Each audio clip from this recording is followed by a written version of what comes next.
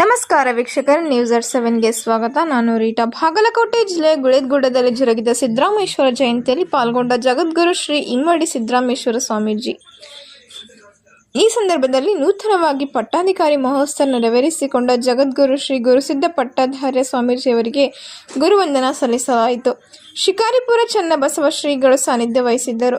ಈ ಸಂದರ್ಭದಲ್ಲಿ ಮುಖಂಡರಾದ ಸನ್ಮಾನ್ಯ ಶ್ರೀ ಸಂಜಯ್ ಬರಗುಂಡಿರವರು ಹಾಗೂ ಗುಳೇದಗುಡ್ಡ ತಾಲೂಕು ದಂಡಾಧಿಕಾರಿಗಳಾದ ಶ್ರೀಮತಿ ಮಂಗಳಾರವರು ಹಾಗೂ ಯುವ ಮುಖಂಡರಾದ ರಾಜು ಸಂಗಮ್ರವರು ಹಾಗೂ ಸಮಾಜದ ಅನೇಕ ಮುಖಂಡರು ಇದ್ದರು. ವರದಿ ಅಫ್ಘಾನ್ ಅತ್ತಾರ್, ನ್ಯೂಸ್@7 ಗುಳೇದಗುಡ್ಡ.